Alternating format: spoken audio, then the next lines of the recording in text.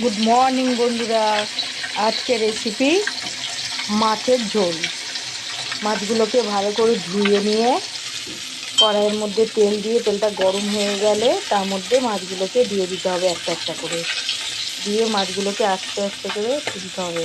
আমি তো একটু সবই একসঙ্গেই তুলবার চেষ্টা করছিলাম, যাই হোক পেরেছি লাস্টে। তো তুলে এবার মাছগুলো ভাজা হয়ে গেছে। ওই তেলের মধ্যে আলুগুলো একটু ভেজে নিলাম। এবার সাদা জিরে, শুকনো লঙ্কা একটু ফোড়ন দিলাম। তার মধ্যে আদা বাটা, রসুন বাটা, পেঁয়াজ সব কিছু একসঙ্গে পেস্ট বানিয়ে দিয়ে দিলাম। কিছু কাঁচা লঙ্কা দিয়ে দিলাম, নুন দিয়ে দিলাম, হলুদ দিয়ে দিলাম, শুকনো লঙ্কা গুঁড়ো দিলাম, একটু চিনি দিয়ে ভালো করে কষাতে হবে।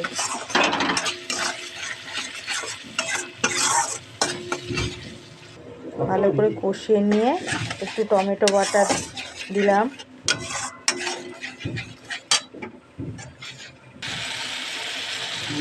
একটু জিরে গুঁড়ো, একটু ধনে গুঁড়ো দিয়ে এবার একটু ভালো করে কষাতে হবে।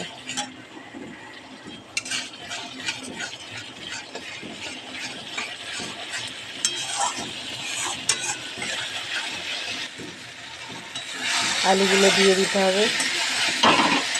আলুগুলো দিয়েও একটু কষিয়ে নিতে হবে। কষানো হয়ে গেছে। এবার গরম জল দিয়ে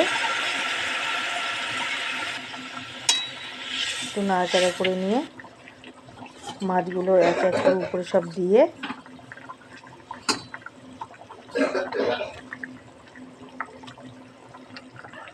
ঢাকা দিয়ে রাখতে হবে বন্ধুরা। এবার হয়ে গেছে। এবার নুন চিনিটা দেখে নিতে হবে। নিয়ে উপরে নামানোর আগে একটু ধনেপাতা কুচি ছড়িয়ে দিয়ে নামিয়ে নিন। গরম গরম রুই মাছের ঝোল। পাতলা করে করেছি বন্ধুরা, বেশি মশলা দিইনি। এইভাবে বানাবে বন্ধুরা, খুবই সোজা। গরম ভাত দিয়ে দারুণ লাগবে।